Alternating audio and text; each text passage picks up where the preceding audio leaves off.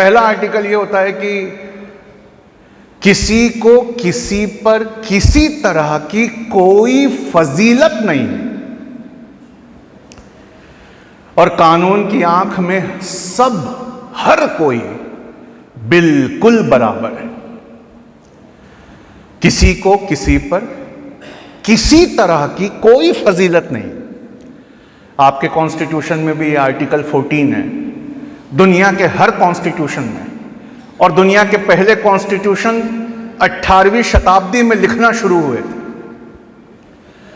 क्या आपको इस बात पे कुर्बान नहीं जाना चाहिए कि दुनिया का पहला कॉन्स्टिट्यूशन 17वीं शताब्दी में लिखा गया, अमेरिकन कॉन्स्टिट्यूशन, और आपके आका ने 1447 साल पहले हुज्जतुल विदा के मौके पर सबके सामने तकरीर में पहला आर्टिकल यही कहा था कि तुम में से किसी गोरे को किसी काले पर, किसी काले को किसी गोरे पर, किसी अरब को किसी अजम पर, किसी अजम को किसी अरब पर, किसी मालदार को किसी गरीब पर, किसी गरीब को किसी और पर, किसी को किसी पर किसी तरह की कोई फजीलत नहीं है।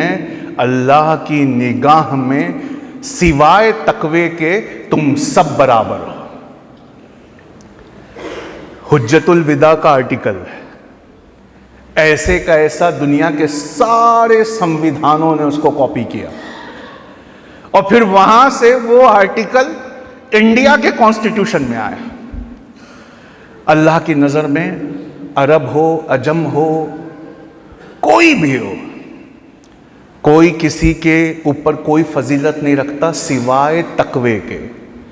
अगर तुम चाहते हो कि तुम्हारी फजीलतें ऊंची हो तो तकवा इख्तियार करो, परहेजगारी इख्तियार करो। ये पहली चीज जो दुनिया को दी वो कोई और नहीं, हमारे पैगंबर थे।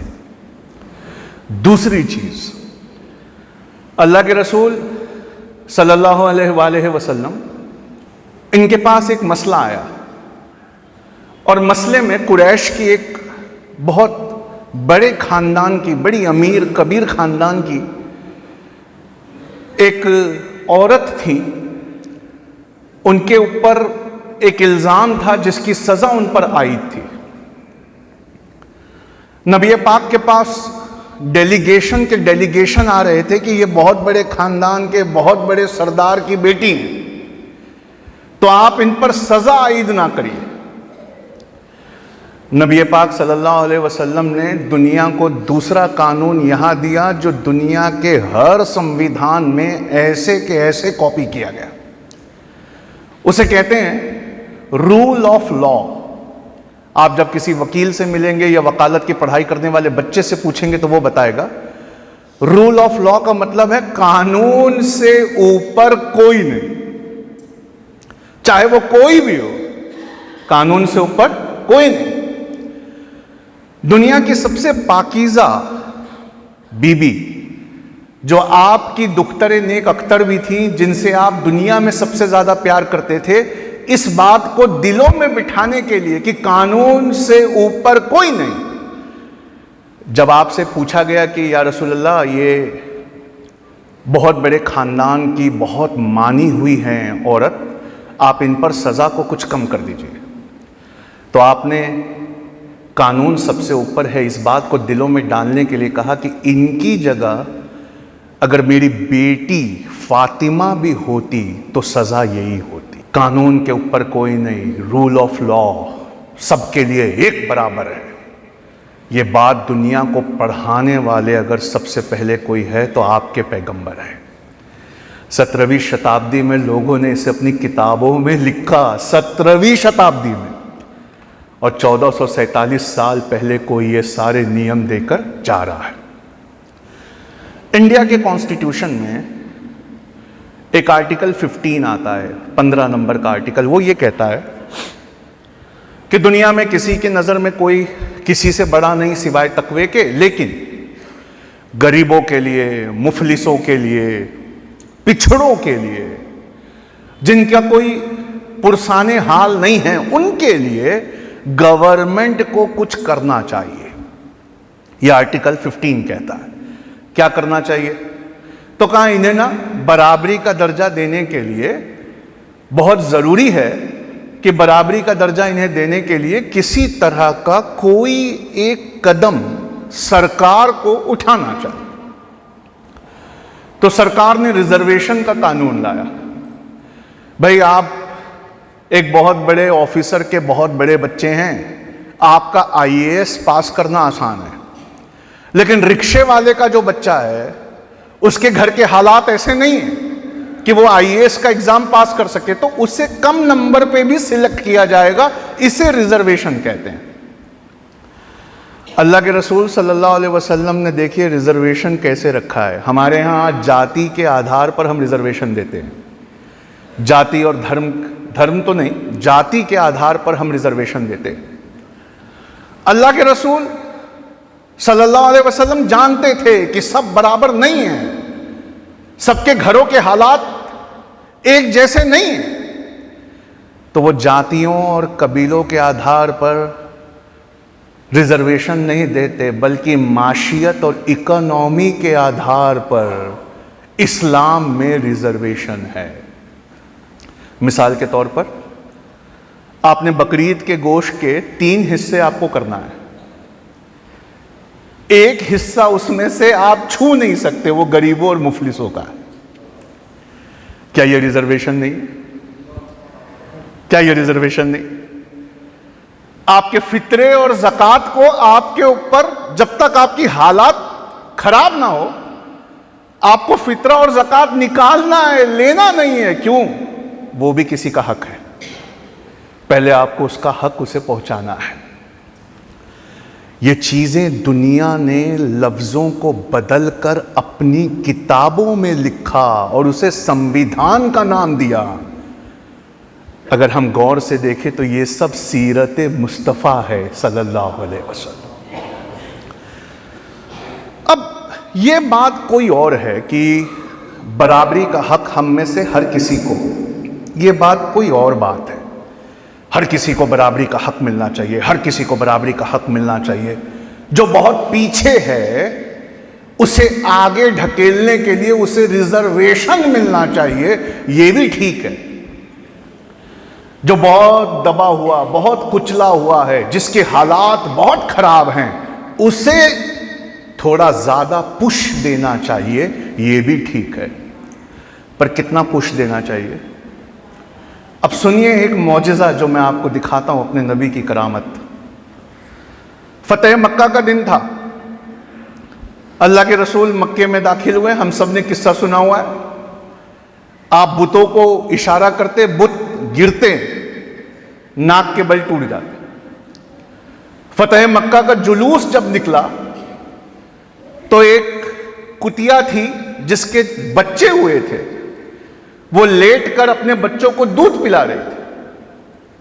अल्लाह के रसूल सल्लल्लाहु अलैहि वसल्लम आगे आए, एक साहबी को वहां मुतय्यन किया और कहा, इतना बड़ा जुलूस यहां से गुजरने वाला है, मैं तुम्हें जिम्मेदारी देखता हूं, देखना कि इस मां को, जो कुतिया अपने बच्चों को दूध पिला रही है, कोई खदेड़ ना दे, और जब जुलूस गुजर जाए तो तुम फिर आखिरी पीछे से चलना। आप फतेह मक्का के दिन मक्का में पहुंचे, चारों तरफ बुत थे, आपके इशारों से वो गिरते और नाक के बल टूट जाते। बुतों को तोड़ते तोड़ते और काबे को खाली पाकीज़ा करते करते असर की नमाज का वक्त हो गया। अल्लाह के रसूल सल्लल्लाहु अलैहि वसल्लम ने कहा, बिलाल कहाँ है? तो कहा, हुजूर ये हैं। बिलाल को आगे लाया गया। हज़रत बिलाल, आप जानते हैं कि अफ्रीका के थे, उनकी चमड़ी काली थी, उन्हें गुलाम बनाकर पहले मारा जाता था। नबी पाक की सोहबत ने देखिए उन्हें कहां पहुंचा दिया। अल्लाह के रसूल कहते हैं, बिलाल कहां है? बिलाल को आगे किया गया। कहा है, बिलाल काबे की छत पर चले जाओ और जोहर की अजान दे दो। 2 मिनट हजरत बिलाल सख्ते में आ गए। कहा, या रसूल अल्लाह। कहा, बिलाल काबे की छत पे जाओ और वहां से खड़े होकर अजान दो। हजरत बिलाल को यकीन नहीं हुआ। कहा हुजूर मैं काबे की छत पे चला जाऊं? बोले हाँ, काबे की छत पे चढ़ जाओ। जो हजरत बिलाल के आंसुओं का बहना जारी हुआ है और जो मुसर्रत से वो काबे की छत पर गए हैं, दुनिया में फतह मक्का के दिन मुसलमानों की इबादत गाह, जो कयामत तक मुसलमानों का मरकज है, जिसकी तरफ मुंह करके हम नमाजें पढ़ेंगे, उसकी छत पर सिर्फ बराबरी का हक नहीं दिया, एक काले हबशी गुलाम जिसने कलमा पढ़ा तो कलमे के सदके उसे सिर्फ बराबरी का हक नहीं दिया,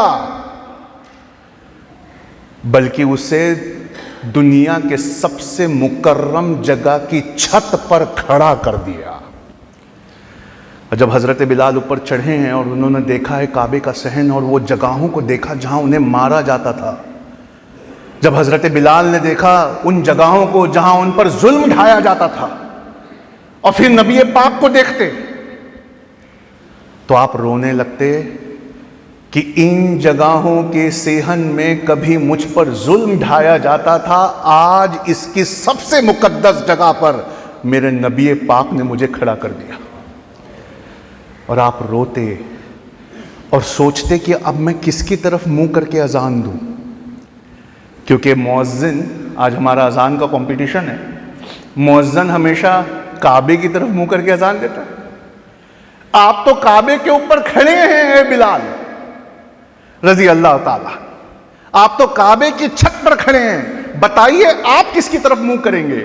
तो हजरत बिलाल रोकर अल्लाह के रसूल की तरफ मुंह कर करके अजान देते, कहते हैं अशहदु अन ला इलाहा इल्लल्लाह अशहदु अन्ना मुहम्मदुर रसूलुल्लाह। 2024 में खड़ा हूं और आप बैठे हैं। क्या वेटिकन सिटी रोम किसी को अपने गुंबद पे खड़े होने की ऐसी इजाजत दे सकता है? क्या बड़े से बड़े राजेश्वर मंदिर किसी दबे हुए कुचले हुए को अपने मजहब में आने के बाद अपनी गुंबद पे खड़ा कर सकते हैं? ये अल्लाह के रसूल ही थे सल्लल्लाहु अलैहि वसल्लम, जिनका दामन पकड़कर कलमा पढ़ने के बाद ये एजाज मिलता कि आप दुनिया की सबसे मुकद्दस जगह पर भी खड़े हो सकते थे। ये है वो ताकत जो आपके पैगंबर इस दुनिया में लेकर आए थे। ये है वो ताकत, दुनिया को तहजीब देने वाला आपका मजहब है। आपने कभी अपनी हिस्ट्री को पढ़ा नहीं, बड़े एग्जाम की तैयारी की नहीं, वरना आपको पता होता कि यहां से थोड़ा दूर शेर मैसूर टीपू सुल्तान, उनके इलाके में श्रीरंगपट्टनम और मैसूर के इलाके में 5314 एकड़ जमीन टीपू सुल्तान ने मंदिरों के निर्माण में दी। अपनी नमाज को कभी ना कज़ा करने वाले, सिवाय अल्लाह के किसी और के सामने ना झुकने वाले। आपको मालूम है उनका नाम शेर मैसूर कैसे पड़ा था? फजर की नमाज के बाद मस्जिद के बाहर एक बच्चा खून में नहाया हुआ पड़ा था और वो थर थर कांप रहा था, और सामने एक शेर के 2 टुकड़े थे।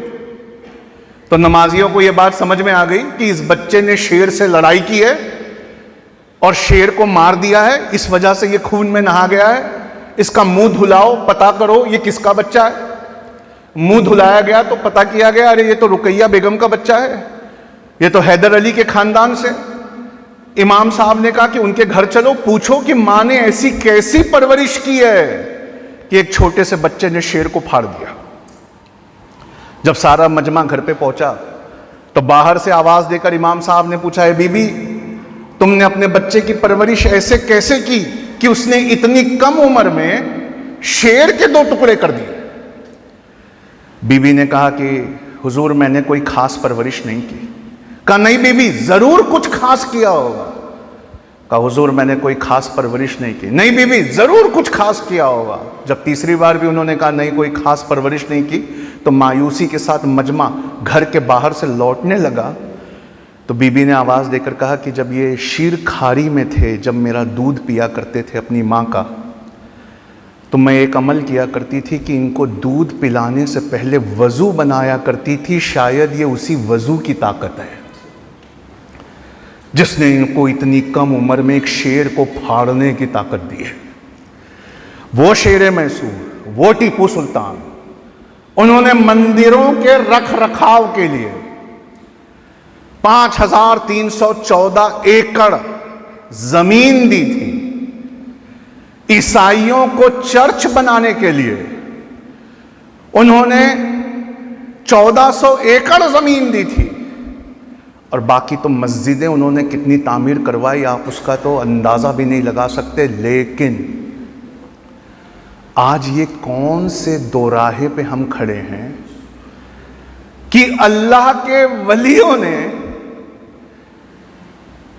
अपनी कौम के सबसे पसमानदा, जिनका पुरसाने हाल कोई नहीं है, उनकी जिंदगियों के गुजर बसर करने के लिए अपनी जायदादों को वक्फ कर दिया था।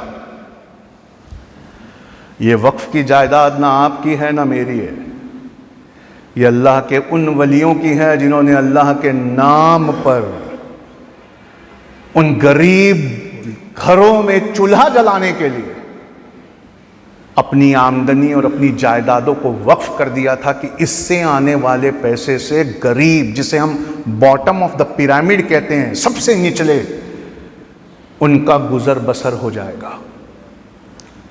क्या वो ज़मीनें हमारी है कि वो ज़मीनें अल्लाह की है? और देने वाले ने अल्लाह के नाम पर किसके लिए दिया? अल्लाह की उस मखलूक के लिए जिसे कोई पूछने वाला नहीं है। ना वो ज़मीनें हमारी हैं, ना वो ज़मीनें सरकार की हैं, वो अल्लाह की ज़मीनें हैं। और अल्लाह ने अपनी मखलूक के लिए दिलों में डाला तो अल्लाह के वलियों ने उसे वक्फ किया है। आज वक्फ का एक कानून ख़त्म करने के लिए जद्दोजहद की जा रही है, और इस वक्फ के कानून को ख़त्म करने से रोकने के लिए आपको जद्दोजहद करनी होगी। वक्त पड़ने पर आपको खड़ा होना होगा।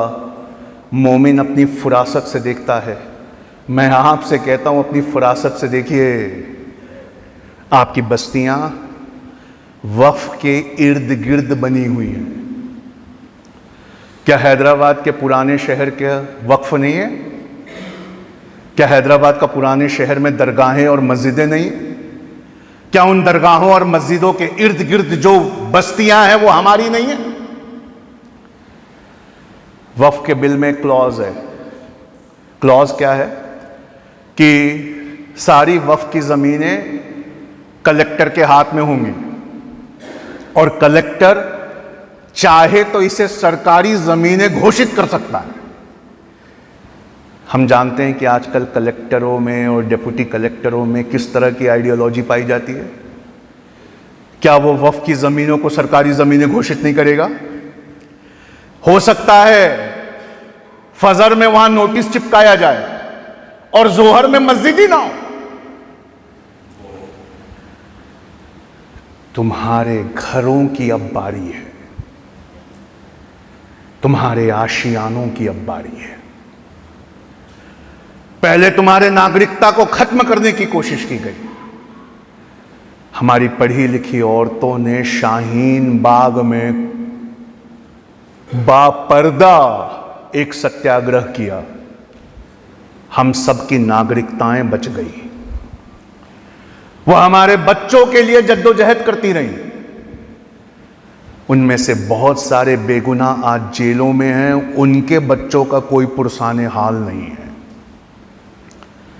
अब बात नागरिकता की नहीं है, अब बात तुम्हारे आशियाने की है। तो हमें क्या करना चाहिए? हमें वो करना चाहिए जिसके लिए हमें दुनिया में भेजा गया है। सीरत नबवी पे चलते हुए हमें हर नाहक बात का विरोध करना चाहिए बिना डरे, क्योंकि ईमान का एक हिस्सा ये है कि इज्जतें और जिल्लतें अल्लाह के हाथ में हैं, जिंदगी और मौत अल्लाह के हाथ में है। स्कैनर बाहर लगा है, आज आखिरी दिन है, ईमेल भेजिए, लेकिन आने वाले 2 अक्टूबर को जब हमारे गांधी जी का भी बर्थडे है, एक बहुत बड़ा मुसलमानों का डेलीगेशन यहाँ से उठकर चीफ मिनिस्टर से मिलने भी जाइए। आपको फिर उठना होगा, फिर जाकर अपनी बात रखनी होगी। और सुन लो, वो आपकी जायदादें नहीं हैं, वो आपकी जायदादें नहीं हैं, ना सरकार की जायदादें हैं, वो अल्लाह की तरफ से अल्लाह वालों की है। उसे बचाना इस वक्त ऐन फर्ज है हम सब पर। हमें उठना होगा और हमें अपना ये फर्ज निभाना होगा। अल्लाह के रसूल की एक आखिरी बात पर मैं अपनी बात को ख़त्म करना चाहता हूँ, सल्लल्लाहु अलैहि वसल्लम। नबी पाक सल्लल्लाहु अलैहि वसल्लम हिजरत फरमा रहे थे हज़रत अबू बकर सिद्दीक़ रज़ी अल्लाह ताला अन्हु के साथ। पीछे से एक इंसान थे सुराखा, वो तिल्लियों पे जादू किया करते थे, फेंका करते थे। तो उन्होंने देखा ये हिजरत कर रहे हैं हमारे आका, तो क्या मुझे इनका पीछा करके इन्हें गिरफ्तार करवाकर कुरैश को दे देना चाहिए, क्योंकि इनके सर पर इनाम है। तो सुराका ने तिल्लियां फेंकी, उस तिल्लियों पे जो भी बना होता था अल्लाह ने उसे मिटा दिया और लिखा खबरदार आगे मत बढ़ना। सुराका बहुत देर तक हंसते रहे कि ये तिल्लियों को आज क्या हो गया। घोड़ा मंगाया, घोड़े से पीछा किया, अल्लाह ने तूफान चला दिया। घोड़ा थोड़ी देर बाद गया और सुराका को उठा के पटक दिया उस तूफान में। जब कमर पे चोट लगी तो रेंगते हुए आगे बढ़े और कहा कि या मोहम्मद सल्लल्लाहु अलैहि वसल्लम, मैं आपसे बात करना चाहता हूं, मैं आपसे बात करना चाहता हूं। अल्लाह के रसूल पलटे, हाथ पकड़ा और कहा कि सुराका, वो भी क्या दिन होगा जब कैसर व किसरा के कंगन तुम्हारे हाथों में होंगे। सुराका को गशी आ गई, आंखों में जलाल देखकर। अल्लाह के रसूल हज़रत अबू बकर सिद्दीक़ जब चले गए, बहुत देर बाद होश में आया, बहुत देर तक हंसता रहा कि जिस इंसान की ज़िंदगी का आज सबसे दुख भरा दिन है कि उसे अपने पसंदीदा शहर मक्का को छोड़कर जाना पड़ रहा है, जिस इंसान की आज हिजरत है, वो मुझे कैसरो किसरा के कंगन की बशारत दे रहा। अल्लाह के रसूल चले गए। नबी पाक सल्लल्लाहु अलैहि वसल्लम के बाद हज़रत अबू बकर सिद्दीक़ आए। उनके ज़माने में सुराका के कबीले ने कलमा पढ़ा, ये मुसलमान हुए। अब इनको लगने लगा कि शायद, और फिर हज़रत उमर रज़ी अल्लाह ताला अन्हा के ज़माने में कैसर व किसरा फतेह हुआ। वहाँ से बड़े बड़ी चीज़ों को मदीना भेजा गया। हज़रत उमर के सामने डब्बे आते, वो उन डब्बों के ख़जानों को गरीबों और मुफलिसों में बांट देते। फिर एक डब्बा आया, उसे खोला तो उसमें कैसर यानी रोम के और किसरा यानी ईरान के बादशाहों के कंगन थे। हज़रत उमर ने कहा कि सुराका को बुला के लाओ। हज़रत सुराका रज़ी अल्लाह ताला तब तक के वो इस्लाम में दाखिल हो चुके थे। हज़रत उमर ने उन्हें अपने तख्त पर बिठाया, अपने हाथों से कंगन पहनाए, और वहाँ जितने सहाबा खड़े थे वो रोने लगे कि जाने वाले ने कभी ये बताया था। और अल्लाह अकबर की सदाएं और नारे तकबीर की सदाएं वहाँ बुलंद हुई।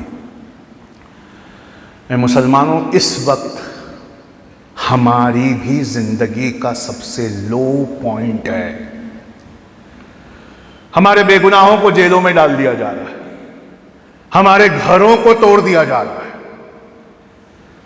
हमें किसी सोसाइटी में घर खरीदने, हमारे मजहब की शिनाख्त की बिना पर घर नहीं खरीदने दिया जा रहा है। लेकिन एक वक्त ऐसा आएगा, जैसा वक्त कभी था, बिना मुसलमानों के किसी बस्तियों की नींव नहीं डाली जाती थी। जब किसी लड़की को अकेले सफर करना होता और वालिद उसके साथ नहीं जा पाता तो वो हर ट्रेन के डब्बे में झांका करता था, और जब उसे दाढ़ी वाले दिखते तो पास आकर कहता, हुजूर मेरी बेटी वहां तक जाएगी, मैं गैर मुस्लिम हूं लेकिन मैं अपनी बच्ची को आपके पास बिठाना चाहता हूं, यहां सेफ रहेगी। कभी हमारी ईमानदारियों पे इतना भरोसा था, वो भरोसा वापस आएगा, वो दिन वापस आएंगे, बशर्त है हम अपने बच्चे को दीन और दुनिया दोनों की तालीम दें। हम उसे दुनिया में ऊंचे से ऊंचे ओहदे की तैयारी करवाएं, क्योंकि सूरह बकरा में अल्लाह ने कहा है कि मैंने तुम्हें अपना खलीफा बनाकर भेजा। हमने जब से पढ़ाई छोड़ दी, हम ठेला ढकेलने वाले, पंचर बनाने वाले बनकर रह गए। हमें अपने बच्चों को ऊंची से ऊंची दुनियावी तालीम दिलानी होगी, लेकिन ऊंची से ऊंची दुनियावी तालीम लेने वाले और बदले में दीन ना पढ़ने वाले, उन्होंने गाजा का क्या हाल किया है हमने देख लिया। उनका दिल मरा हुआ है। क्यों? क्योंकि दिल की तहजीब और तमीज दीन से आती है। दिल बादशाह है, दिल की हुकूमत हमारे पूरे जिस्म, हमारे पूरे परिवार, पूरे मुआशरे पर है। आप में से हर इंसान जहीर भाई से मोहब्बत करता है क्योंकि आप जानते हैं उनका दिल जिंदा है, और वही दिमाग वजीर है। दिमाग की जिंदगी दुनियावी ग्रेजुएशन से आती है। अपने वजीर को कॉलेज भेजो, अपने वजीर को यूनिवर्सिटी भेजो, उसे खूब पढ़ाओ ताकि तुम्हारे औलादें हलाल की रोजी का बंदोबस्त तुम्हारे परिवार के लिए कर सके, तुम्हारी आने वाली नस्लों के लिए कर सके। इसलिए इसे डॉक्टर, इंजीनियर, लॉयर, आईएएस बनाने यूनिवर्सिटियों में भेजो।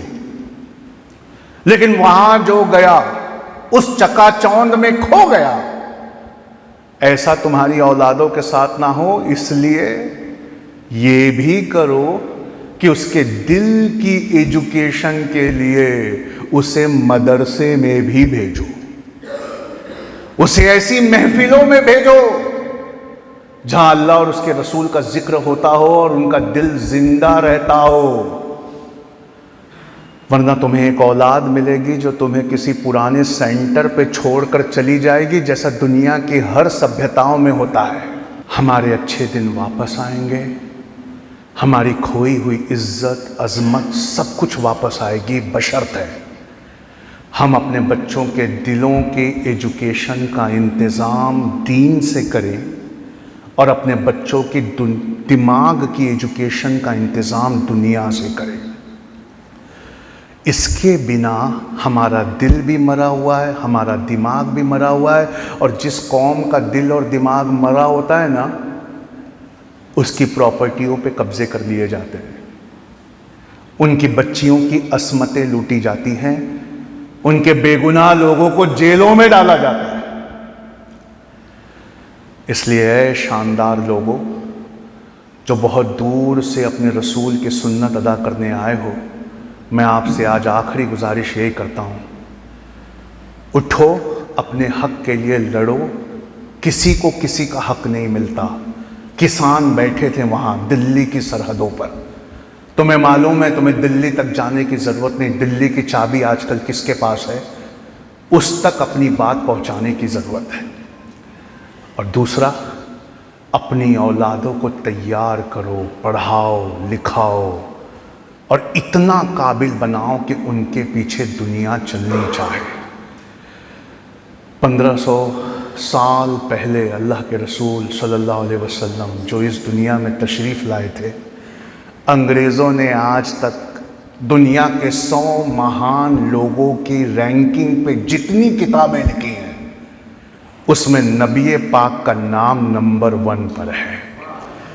और फिर आगे वो लिखते हैं कि हम तो जीसस क्राइस्ट के मानने वाले थे, हमें तो जीसस क्राइस्ट को नंबर 1 पे रखना चाहिए था। क्या हम मुसलमानों से नहीं चिढ़ते? तो फिर इनके पैगंबर को नंबर 1 पे क्यों रखा है? तो जवाब है कि जीसस क्राइस्ट ईसा अलैहिस्सलाम इनके अकीदे के मुताबिक मोहब्बतें फैलाने आए थे और सिर्फ मोहब्बत लेकर आए थे। लेकिन आपके आका अल्लाह के रसूल इकोनॉमी लाए थे, संविधान लाए थे, मोहब्बत लाए थे, औरतों के हुकूक लाए थे, बस्तियां बसाना लाए थे, सभ्यताएं और तहजीबें लाए थे। और सिर्फ दिया नहीं, जाने से पहले हमें हर फील्ड में नंबर 1 बना गए थे। तो बस मैं आपसे इसी बात पर ये विदा लेना चाहता हूं कि आप भी दुनिया की हर फील्ड में अपने बच्चे को नंबर 1 बनाइए। दीन और दुनिया के वो काम आ सके, इसके लिए आज से जद्दोजहद शुरू करिए। और अपने हक के लिए खड़ा होना भी अल्लाह की असल इबादत है। अगर बदर के दिन वो 313 नहीं खड़े होते तो आज हम इस मस्जिद में नहीं होते। हमें खड़ा होना होगा, हमें लेटर लिखने होंगे, हमें अपनी बात पहुंचानी होगी। बस इसी बात पर मैं अपनी बात को ख़त्म करता हूँ। अस्सलामु अलैकुम।